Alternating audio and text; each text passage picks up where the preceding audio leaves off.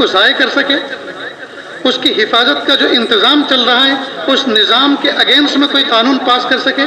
خدا کی قسم آج تک کوئی مائی کا لال ایسا پیدا نہ ہو سکا جو اس قرآن پاک کے نظام کو ختم کر سکے، اور جس دن یہ ختم ہوگا یہ کائنات ختم ہو جائے گی۔ وہ بے وقوفوں کی دنیا میں رہتے ہیں جو ان مدارس پہ پابندی یا قرآن پاک کے نظام کو ختم کرنے کو سوچتے ہیں۔ سنیں اور دل کے کانوں سے سنیں۔ یہ عاجز ایک مثال دے کر بات کا سمجھایا کرتا ہے اس قسم کی محفل میں۔ قرآن پاک کی حفاظت کی ذمہ داری کس نے لی؟ اللہ پاک نے۔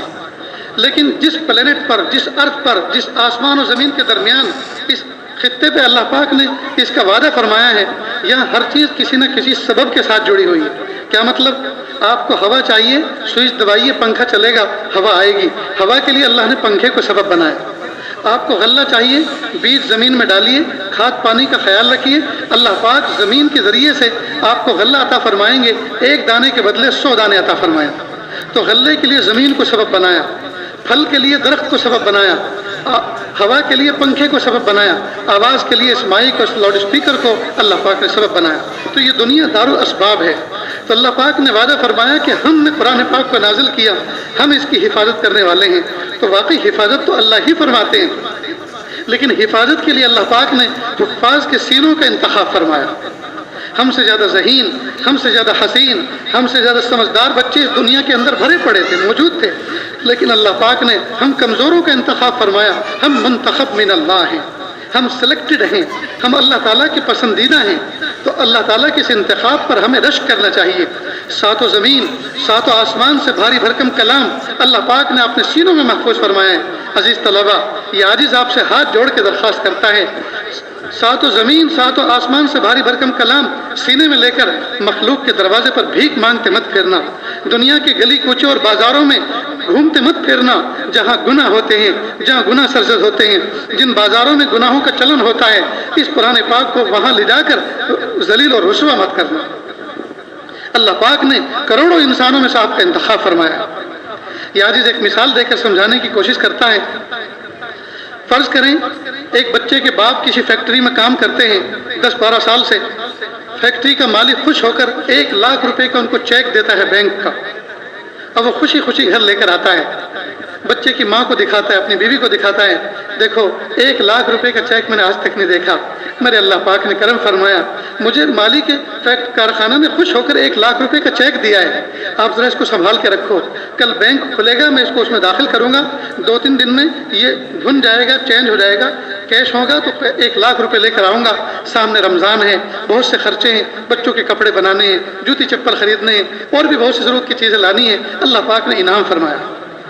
اب بچے کی ماں خوش ہو کر اس کو اندر کمرے میں لے جاتی ہے، پھر ایک چھوٹے سے لفافے میں اس کو رکھتی ہے، جس لفافے کی قیمت مشکل سے 50 پیسے بھی نہیں ہوتی، پھر اس لفافے کو ایک پنی کی تھیلی میں لپیٹتی ہے جس کی قیمت 4 آنی 8 آنی ہوتی ہے، پھر اس پنی کی تھیلی کو ایک چھوٹے سے بیگ میں رکھتی ہے جس کو عورتیں عام طور پہ کندھے پہ لٹکاتی ہیں سفر میں، اس کو رکھتی ہے جس کی قیمت مشکل سے 200-300 روپے ہوتی ہے، پھر اس بیگ کو تجوری میں رکھ کر تالا لگا دیتی ہے۔ تو اصل تو حفاظت کرنا کس کا مقصود ہے؟ 1 لاکھ روپے کے چیک کی حفاظت کرنا مقصود ہے، لیکن 1 لاکھ روپے کے چیک کے ساتھ ساتھ ضمن 25 پیسے کے لفافے کی بھی حفاظت ہو رہی ہے، 8 آنے کی پنی کی بھی حفاظت ہو رہی ہے، 200 روپے کے پرس کی بھی حفاظت ہو رہی ہے، کس کے توفیل؟ 1 لاکھ روپے کے چیک کے توفیل، اور اس الماری کی بھی حفاظت ہو رہی ہے جس کی قیمت مشکل سے 1000 روپے ہے، کس کے توفیل؟ 1 لاکھ روپے کے چیک کے توفیل۔ اصل تو حفاظت کرنا مقصود کس کی ہے؟ 1 لاکھ روپے کے چیک کی، لیکن ضمن ان سب چیزوں کی بھی حفاظت ہو رہی ہے۔ اب آئیے ذرا قرآن پاک کی آیت پہ غور کریں۔ اللہ پاک نے فرمایا انا نحن نزلنا الذکر وانا له لحافظون، ہم نے قرآن پاک کو نازل کیا اور ہم ہی اس کی حفاظت کرنے والے ہیں۔ اصل تو اللہ پاک قرآن پاک کی حفاظت کی ذمہ داری لے رہے ہیں، لیکن ضمناً اللہ رب العزت اس حافظ کے سینے کی بھی حفاظت فرما رہے ہیں جس میں یہ قرآن پاک رکھا ہوا ہے۔ کس کے توفیل؟ قرآن پاک کے توفیل۔ اور وہ سینہ جس جسم کے اندر ہے، जिस जिस्म का जुज है अल्लाह उस जिस्म की भी हिफाजत करते हैं कुरान पाक के तुफैल, और वो जिस्म जिस घर का फर्द है अल्लाह उस घर की भी हिफाजत फरमाते हैं कुरान पाक के तुफैल, वो घर जिस बस्ती के अंदर है अल्लाह उस बस्ती की भी हिफाजत फरमाते हैं इस कुरान पाक के तुफैल। तो असल तो जिम्मेदारी ली है अल्लाह पाक ने कुरान पाक की हिफाजत की, लेकिन जो बच्चा हाफिज कुरान होता है जिम्मन अल्लाह पाक उसकी भी, उसके माँ बाप की भी, घर बार की भी, कारोबार की भी, इज्जत आबरू की भी, उसके घर की भी, महल्ले की भी और पूरी बस्ती की हिफाजत फरमाते हैं कुरान पाक के तुफैल। अगर हम ये चाहते हैं हमारे घरों की हिफाजत हो, हमारे कारोबार की हिफाजत हो, हमारी इज्जत और आबरू की हिफाजत हो, हमें चाहिए कि जहाँ कुरान पाक की तहफीज़ का काम हो रहा है हम अपने ताउन को उनके साथ वाबस्ता करें, अपने नाम को कुरान पाक की हिफाजत करने वाले निज़ाम के साथ नत्थी करें ताकि ज़िम्नन अल्लाह पाक हमारी भी हिफाजत फरमाए। तो हम ये चाहते हैं हमारी इज्जतें रहें, हमारे कारोबार महफूज रहें, घर बार महफूज रहें, तो ये ऐसे महफूज नहीं रहते। आप उस निज़ाम के साथ जुड़िए जिस निज़ाम की जिम्मेदारी, जिसकी हिफाजत का जिम्मा अल्लाह पाक ने खुद अपने जिम्मे लिया है। तो इतनी अजीम शान दौलत अल्लाह पाक ने इन मासूम बच्चों के सीनों के अंदर महफूज फरमा दी। ये कोई मामूली दौलत नहीं है। ये आजिज़ कहा करता है अगर क़यामत के दिन अल्लाह रब्बुल इज़्ज़त ने यह ऐलान फरमाया कि जिनके सीनों में मेरा कलाम है वो ज़रा एक लाइन में खड़े हो जाएं, तो जिस लाइन में ये मासूम बच्चे खड़े हुए नजर आएंगे उसी लाइन में पहले नंबर पर हुजूर पाक सल्लल्लाहु अलैहि वसल्लम खड़े हुए नजर आएंगे, इसलिए कि उनके सीने में भी कुरान पाक है। हुजूर पाक सल्लल्लाहु अलैहि वसल्लम भी हाफिज़ कुरान थे। ये कितनी बड़ी मुशाबहत। अजीज तलबा, आज से आपके सीने को हुजूर पाक सल्लल्लाहु अलैहि वसल्लम के सीने मुबारक के साथ मुशाबहत हासिल होगी। अगर महबूब के सीने में झांका जाए उसमें भी कुरान मिलेगा, और आपके सीने में झांका जाए आपके सीने में कुरान मिलेगा, तो मुशाबहत हुई कि नहीं? अब इतनी अजीम शान मुशाबहत को लेकर और आप अपने आप को जलील समझें, हकीर समझें, कमज़ोर समझें, खुदा की कसम ये बहुत बड़ी कमज़ोरी की बात है। आप अपने आप को हकीर, जलील, फ़कीर, मिस्कीन न समझें। किसी की गाड़ी को देखकर आप राल टपकाने लगे, किसी के बंगले को देखकर आप कांप उठें, हाय ये क्या है, घर तो ऐसा होना चाहिए, काश के मेरा होता। किसी की गाड़ी को देख के आप उसके दाएं बाएं घूमें, किसी शूटेड बूटेड आदमी को, टाई लगाने वाले और बूट पहनने वाले को देखें और आप राल टपकाएं कि ये कामयाब आदमी है, हम कामयाब नहीं हैं, हम फटे पुराने पहने हुए हैं। अजीज तलबा, हरगिज़ ऐसी बात न सोचें दिल में, ये बहुत बड़ी कमज़रफ़ी की बात है। आइए मैं आपको एक वाक़या सुनाता हूँ अपने असलाफ में से। हज़रत जी मौलाना यूसुफ साहब रहमतुल्लाह अलैह बंगले वाली मस्जिद में होते थे। दोनों मुल्कों की तकसीम हो चुकी थी, भाई भाई से जुदा हो गया था, औलाद माँ बाप से जुदा हो गई थी, हर तरफ भूख का आलम था, लोगों को समझ नहीं आ रही थी कि हम क्या करें। जायदादें लुट गई, घर बार जल गए और अफराद कट गए, खप गए। जो कुछ बचे उन्होंने हिजरत के लिए इरादा किया कि हम पड़ोसी मुल्क में चले जाते हैं। अब ये थके हारे काफले, टूटे हुए दिल वाले, कटे पिटे काफले ये जमा होते थे बंगले वाली मस्जिद में या दिल्ली की शाहजहानी मस्जिद में, और इज्तिमाई शक्ल में जब वो ट्रेन आती थी उस मुल्क से तो फिर उसमें बैठकर इज्तिमाई शक्ल में जाते थे। तो हज़रत जी मौलाना यूसुफ साहब रहमतुल्लाह अलैह बंगले वाली मस्जिद में लोगों को जमा करते थे और कहते थे, ए लोगो क्यों डरते हो, मखलूक से मत डरो, करने वाली ज़ात अल्लाह की है। फौज से मत डरो, करने वाली ज़ात अल्लाह की है। हुकूमतों के तब्दील होने से मत डरो, करने वाली ज़ात अल्लाह की है। जो होना था हो गया, पीछे मत देखो, आगे देखो, हिम्मतों से काम लो। ईमान बढ़ाते थे। अब ये खबरें इंटेलिजेंस के लोग, खुफिया महकमे के लोग, हुकूमत के जो जिम्मेदार थे उस ज़माने में, जवाहरलाल नेहरू, एक कुत्ता कहता हूँ आगे समझते जाना, इस खाना खुदा में किसी और का नाम लेते हुए डर लगता है, शर्म आती है। उस ज़माने के वज़ीर आज़म के पास जब ये खबर पहुँचती थी तो वो आते थे हज़रत मौलाना अबुल कलाम आज़ाद के पास, क्योंकि वो उनको अपना मुशीर समझते थे, राइट हैंड थे वो हज़रत मौलाना अबुल कलाम आज़ाद वक्त के वज़ीर आज़म के। उनसे कहते थे, मौलवी यूसुफ कौन है बंगले वाली मस्जिद में, क्या ये एक मुल्क तो बन गया, क्या ये अब दूसरा हिंदुस्तान के दूसरा टुकड़ा करवाना चाहता है, ये कोई नई जमात, नया संगठन बना रहा है? कि नहीं, आप इनसे परेशान ना हो। आप खुद जानते हैं कि मुल्क में बंटवारा हुआ, खलफशार हुआ, मारकाट हुई, घर जले, जायदादें छिनी, ये सब कुछ हुआ, अब दिल टूटे हुए हैं, लोग जा रहे हैं। तो ये धर्म के प्लेटफॉर्म से, मजहब की बुनियादों पर लोगों को समझा रहे हैं, जो होना था हो गया, अब भूल जाओ, अब अच्छी तरह से ज़िंदगी गुजारो, मालिक की तरफ नज़र करो। तो ये मखलूक को खालिक से जोड़ रहे हैं और कुछ नहीं है।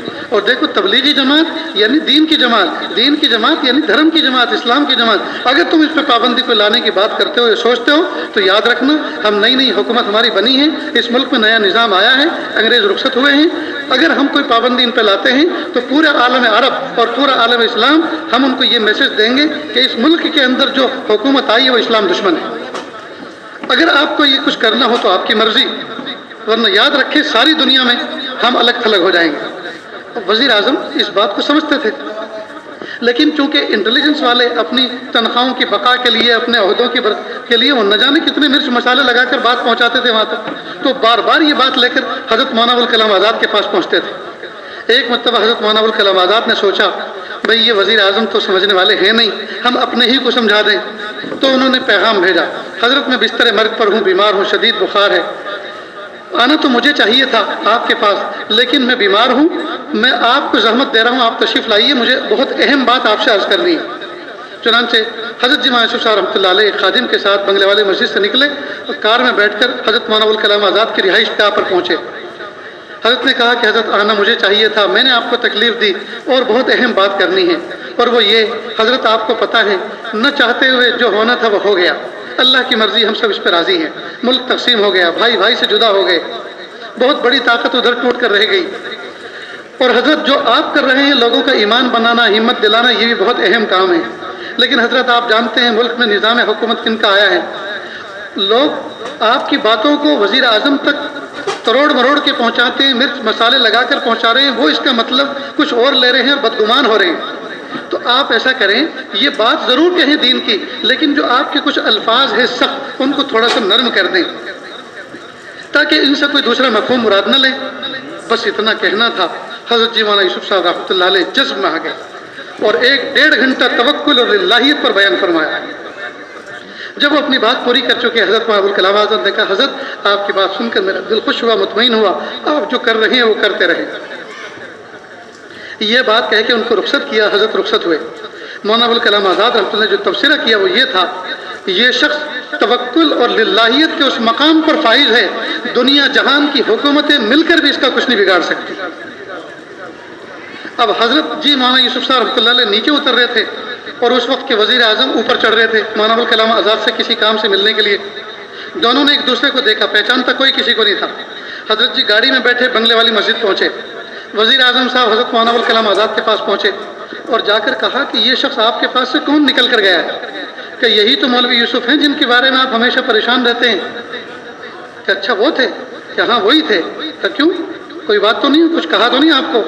تو وزیر اعظم نے کہا کہ نہیں کہا تو کچھ نہیں، لیکن جب میں اوپر چڑھ رہا تھا اور وہ نیچے اتر رہے تھے، ان کی نظر مجھ پر پڑی تو مجھے ایسا لگا کہ میری حیثیت ان کی نظر میں کتے اور بلی کے برابر بھی نہیں۔ یہ ہمارے اسلاف تھے کہ جن کی نگاہوں سے شاہان وقت کے پتے پانی ہوا کرتے تھے۔ اب حضرت جی مولانا یوسف صاحب رحمۃ اللہ علیہ گاڑی میں بیٹھ کر بنگلے والی مسجد پہنچے۔ خادم نے کہا حضرت آپ کو معلوم ہے وہ کون تھے جو اوپر چڑھ رہے تھے؟ نہیں۔ کہا حضرت وہ وزیر اعظم تھے، وزیر اعظم تھے اس ملک کے۔ کہ اللہ کے بندے تم نے مجھے کہا کیوں نہیں پہلے سے؟ میں اس آدمی کو کلمے کی دعوت پیش کرتا، ایمان کی دعوت پیش کرتا، اس کا بھلا ہو جاتا۔ یہ ان کے حوصلے تھے دوستوں، یہ ان کے حوصلے تھے۔ اللہ پاک نے میری اور آپ کی تربیت کچھ اس طرح کی ہے۔ سب سے پہلے تو ہم اس بات پر شکر ادا کریں کہ جس دن ہم پیدا ہوئے تھے اس دنیا کے اندر، اس دن صرف ہم ہی پیدا نہیں ہوئے بلکہ لاکھوں کروڑوں مخلوق پیدا ہوئی تھی، ہزاروں مچھر پیدا ہوئے، ہزاروں کھٹمل پیدا ہوئے، ہزاروں کتے اور بلی پیدا ہوئے، سانپ اور بچھو پیدا ہوئے، اور نہ جانے کتنے خنزیر پیدا ہوئے۔ اللہ اگر چاہتے ان مخلوق میں بھی ہمیں پیدا کر سکتے تھے، لیکن اللہ پاک کی رحمت نے گوارا نہ کیا اور ہمیں اشرف المخلوق میں پیدا فرمایا۔ یہ کتنا بڑا اللہ کا کرم اور یہ کتنا بڑا اللہ پاک کا انتخاب ہے۔ اور جس دن میں اور آپ پیدا ہوئے تھے، صرف ہم دونوں ہی پیدا نہیں ہوئے، اسی دن اسی لمحے یورپ میں، امریکہ میں، افریقہ میں، ایشیا میں، ایران میں، توران میں، نہ جانے کہاں کہاں کتنی مخلوق، کتنے بچے پیدا ہوئے تھے۔ کوئی یہودی ماں کی گود میں جنم لیا، کوئی مجوسی ماں کی گود میں جنم لیا، کوئی عیسائی ماں کی گود میں جنم لیا، اور کوئی کافر و مشرک ماں کی گود میں جنم لیا۔ اللہ پاک نے مجھے اور آپ کو بن مانگے کلمہ گو ماں کی گود میں پیدا فرمایا۔ کیا ہم نے اللہ کا کچھ بنایا تھا کہ اللہ خوش ہو گئے اور اللہ نے ہمیں مومن ماں کی گود نصیب فرمائی؟ اور ان بچوں نے اللہ کا کچھ بگاڑا تھا کہ اللہ پاک نے ناراض ہو کر کافر مشرک ماں کی گود ان کو دی؟ یہ قضاء و قدر کے وہ فیصلے ہیں کہ قیامت تک سجدے میں سر رکھ کر اگر ہم سر نہ اٹھائیں تو ہم اس نعمت عظمیٰ کا شکر ادا نہیں کر سکتے۔ عزیز نوجوانوں، معصوم بچوں، حضور پاک صلی اللہ علیہ وسلم کے مہمانوں اور عامت المسلمین مہمانوں، سنو اور دل کے کانوں سے سنو کہ اللہ پاک نے کتنا عظیم تحفہ ہمیں نصیب فرمایا. بن مانگے کلمہ گو ماں کی گود ہمیں عطا فرمائی. صرف ہماری ماں کلمہ گو نہیں تھی بلکہ ہماری ماں کی ماں بھی کلمہ گو تھی اور ماں کی ماں بھی کلمہ گو تھی. ہم تو اللہ تعالیٰ کے نسلی غلام ہیں. کتنا بڑا اللہ پاک نے انعام فرمایا. اچھا ہماری تربیت اللہ پاک نے کیسی فرمائی؟ جس وقت ہم پیدا ہوئے تو پیدا ہوتے کے ساتھ ہی سب سے پہلی آواز جو ہمارے کان میں گئی وہ کیا تھی؟ اللہ اکبر اللہ اکبر، اللہ سب سے بڑا ہے، اللہ سب سے بڑا ہے. دیکھیے پیدا ہوئے ابھی چند منٹ ہوئی ہیں دنیا میں آئے ہوئے، ابھی مٹھی بند ہیں، آنکھیں بند ہیں، پیر ساکت و سامت ہیں، ہاتھ کی حرکت بالکل بند ہے اور گوشت کا لوتھڑا ہے، خون کی ایک گویا بوند ہے، صرف رونے کی آواز ہے اور کچھ بھی نہیں ہے. اس وقت عربی زبان میں، جو زبان ہمارے علاقے کی زبان نہیں، عربی زبان میں ایسے گاڑے گاڑے الفاظ کہے جا رہے ہیں. اس موقع پہ تو عقل یہ چاہتی ہے گلاب کی پتیاں نچھاور کی جاتی، اس موقع پر نعرے بلند ہوتے، اس موقع پر کچھ شادیانے بجائے جاتے، مٹھائی نچھاور کی جاتی، پیسوں کی موٹھ ماری جاتی اور پیسے لٹائے جاتے. کچھ ہونا چاہیے تھا، ایسا آرڈر آنا چاہیے تھا، لیکن نہیں. اللہ نے کہا اے لوگو سنو، ہم جو کہہ رہے ہیں وہ کرو، تم اپنی عقل کے گھوڑے مت دوڑاؤ، ہم جو کہہ رہے ہیں وہ کرو. ہمارے اس معصوم امتی، ہمارے اس بندے کے کان میں، ہم نے جس بچے کو پیدا کیا، ہم نے جو اپنے بندے کو جنم دیا، اس بندے کے کان میں سب سے پہلی آواز ہمارے نام کی بڑائی ہونی چاہیے. کانوں کے راستے دل اور دماغ میں جو آواز پہلے پہنچے وہ کون سی ہو؟ اللہ اکبر اللہ اکبر، اللہ سب سے بڑا ہے، اللہ سب سے بڑا ہے. اس کا الٹا مفہوم کیا نکلتا ہے؟ باقی جو بھی کچھ ہے وہ سب سے چھوٹا ہے. بڑی ذات کس کی ہے؟ اللہ اکبر اللہ اکبر. اب اذان دے دی، اب بچے کو دوسرا حکم کیا متوجہ ہوا کہ اس کے منہ میں کوئی غذا پہنچائی جائے. تو سنت یہ ہے کہ بچے کے منہ میں جو کوئی غذا پہنچائی جائے وہ کسی بزرگ کے منہ کا جھوٹا کوئی میٹھی چیز ہونی چاہیے، جس کو تحنیک کہتے ہیں. یہ سنت عمل ہے. صحابہ صحابیات حضور پاک صلی اللہ علیہ وسلم کی خدمت عالیہ میں کچھ میٹھی چیز بھیجتے تھے، جیسے کھجور ہیں، تو آپ صلی اللہ علیہ وسلم اس کو چباتے تھے اور تھوڑا سا حصہ بچے کے منہ میں گھر والے لگا دیتے تھے، اس کو چوستا رہتا تھا، بہت معمولی سا حصہ. اور معدے کے عمق میں، معدے کی گہرائی میں سب سے پہلی چیز جو پہنچتی تھی وہ گویا ایک متبرک غذا ہوتی تھی. یہ عاجز اپنی بات کو سمیٹ رہا ہے، بہت لمبی چوڑی بات نہیں ہوگی، کیونکہ صبح سے آپ لوگ بیٹھے ہوئے ہیں، معصوم بچے بھوکے پیاسے بیٹھے ہوئے ہیں. اب سب سے پہلی غذا بچے کے پیٹ میں کون سی پہنچ رہی ہے؟ ایک متبرک غذا. تو کان میں جو آواز پہنچی، جو دل و دماغ میں جا کر بیٹھ گئی، وہ کون سی آواز تھی؟ متبرک. اللہ اکبر اللہ اکبر. غذا جو تھی وہ کون سی؟ متبرک. اب تیسرا حکم متوجہ ہوا کہ دودھ پلاؤ. اب ماں نے چھاتی سے لگایا اور بچے کو دودھ پلایا اور کیا پڑھا؟ بسم اللہ الرحمن الرحیم، اللہ کے نام سے. تو کانوں میں پہنچا اللہ کا نام، پیٹ میں جو غذا پہنچی وہ اللہ کی نسبت پر اللہ والے کے منہ کا جھوٹا، یہاں بھی نسبت اللہ کی. اور اب ماں چھاتی سے لگا رہی ہے، دودھ پلا رہی ہے، تو یہاں بھی نسبت اللہ کی، بسم اللہ الرحمن الرحیم. لہذا ماں کو چاہیے کہ بچے کو جب چھاتی سے لگا کے دودھ پلائے بسم اللہ پڑھے اور یہ نیت کرے، پیارے اللہ میری چھاتی کے دودھ کے ایک ایک قطرے کے بدلے اس کو اپنی محبت و معرفت کا ایک ایک دریا اور سمندر عطا فرما دیجیے. اب یہ بچہ بڑا ہو رہا ہے، ہوش سنبھال رہا ہے، تو اس کو کہا کہ اس کو سب سے پہلے کلمہ کہلاؤ. اور جو بچہ سب سے پہلے کلمہ پڑھتا ہے، جب اللہ کا نام لیتا ہے، تو کتابوں میں لکھا ہے جب بچہ اللہ کا نام لیتا ہے ماں باپ کے پچھلے سارے گناہ معاف ہو جاتے ہیں. اور جس بچے کا پہلا کلام اللہ ہوگا تو انشاءاللہ اس کو امید اللہ کی ذات سے کہ اللہ تعالیٰ اس کا آخری کلمہ بھی اس کی زبان سے اللہ کا کہلوائیں گے. فَمَنْ كَانَ آخِرُ كَلَامِهِ لَا إِلَهَ إِلَّا اللَّهُ دَخَلَ الْجَنَّةَ. فیصلہ. اب اور ہوش سنبھالا تو بچے کو کہا کہ اس کو پڑھاؤ. تو استاد پڑھانا بیٹھتا ہے، کہتا ہے بسم اللہ، اللہ کے نام سے. تو پہلا کلمہ اللہ اکبر، ماں کی گود میں بسم اللہ، استاد کے سامنے بسم اللہ، اور بولنا سکھایا تو لا الہ الا اللہ. ہر جگہ اللہ، ہر جگہ اللہ، ہر جگہ اللہ. دوستو اتنا اللہ اللہ سن رہے ہیں پھر بھی اللہ کی محبت و معرفت ہمارے دل میں نہیں ہے، تو دوستو یہ بہت بڑی غفلت کی بات ہے، بہت بڑی غفلت کی بات ہے. اس لیے مسجد کا مؤذن بلند منارے سے दिन में 5 दफ़ा वो सबक याद दिलाता है जो दुनिया में आते के साथ ही सबसे पहला कान में पड़ा था। क्या कहता है? अल्लाह अकबर, अल्लाह अकबर। ए कान वालों, ए होश वालों, ए काम वालों, ए हुकूमत वालों, ए फौज वालों, ए सियासत वालों, ए कुर्सी पे बैठने वालों, ए धंधों में लगने वालों, ए खेती बाड़ी करने वालों, सुनो सुनो, गौर से सुनो। अल्लाह अकबर, अल्लाह अकबर। अल्लाह सबसे बड़ा है, अल्लाह सबसे बड़ा है। हुकूमतें बड़ी नहीं हैं, तिजारत बड़ी नहीं है, ज़राअत बड़ी नहीं है, कुर्सी बड़ी नहीं है, सियासत बड़ी नहीं है, अमेरिका यूरोप बड़ा नहीं है, बड़ी ज़ात अल्लाह की है। अल्लाह अकबर, अल्लाह अकबर। दोस्तों, इतना अजीम शान कलाम अल्लाह ने हमें अता फरमाया, इतना अजीम नाम अल्लाह ने हमें अता फरमाया, इसको हम सीने में लेकर, इसको हम अपने दिलो दिमाग में रचा कर बसा कर फिर मखलूक से डरते फिरें, फिर मखलूक का खौफ हमारे दिल में आए, फिर हम अल्लाह से हट कट कर ज़िंदगी गुजारें, फिर अल्लाह से गफलत की ज़िंदगी गुजारें। दोस्तों, ये मोमिन की शान नहीं है, ये मोमिन की शान नहीं है। हमारे अकाबिर मशाइख में हज़रत मौलाना रशीद अहमद साहब गंगोई रहमतुल्लाह अलैह गुजरे हैं, जो दारुल देवबंद की शूरा के सरपरस्त थे, जिम्मेदार थे। देवबंद पहुँचे, आखिरी उम्र में नौजवान जमा हो गए, ज़ियारत के लिए मुलाकात की। कहा हज़रत जुमा का दिन है, आप कोई वाज फरमा दें। कहा मैं बीमार हूँ और ये उलमा की बस्ती है, रोज़ाना सुनते रहते हो, बस उसी पे अमल करो। नौजवान इसरार करते रहे, वो इनकार करते रहे, ये इसरार करते रहे, वो इनकार करते रहे। आखिर में कहा नौजवानों ने, अरे छोड़ो, बड़े मियाँ अगर नहीं कुछ तकरीर करना चाहते तो छोड़ो, और अगर करेंगे भी तो क्या कहेंगे? यही कहेंगे ना कि नमाज पढ़ो, ये तो हम सुनते ही रहते हैं। ये बात किसी ने हज़रत को कह दी कि हज़रत लोग तो बदजन हुए और अजीब व गरीब इस्तिग़फ़ाफ़ वाली हल्की फुल्की बात कह डाली नमाज के बारे में कि और ये क्या कहेंगे नमाज के बारे में? तो कहेंगे कि अच्छा जाओ कह दो, बयान होगा। और हज़रत जज्ब में आ गए, कह दो कि बयान होगा। मिंबर पर बैठे, सब पे एक नज़र डाली, जुमा का दिन था, खुतबे से पहले का वक्त था, और कहा, ये लोगो अल्लाह, बस इतना कहना था, न जाने कितने सारे लोग बेहोश हो गए। फिर कहा, ए लोगो अल्लाह, फिर बहुत सारे लोग बेहोश हो गए। जो करीबी लोग थे, मुतवस्सिलीन थे, पैर में पड़ गए और कहा, हज़रत माफ़ कर दीजिए, हज़रत माफ़ कर दीजिए, ये लोग नादान हैं, ये आपके मर्तबे को समझे नहीं, हज़रत माफ़ कर दीजिए, आपको तकलीफ़ हुई है, आप माफ़ कर दीजिए। फिर फरमाया, जिस ज़ात का तुम नाम नहीं सुन सकते, उसके अहकाम अगर बयान करो तो क्या सुन पाओगे? क्या था दोस्तों ये?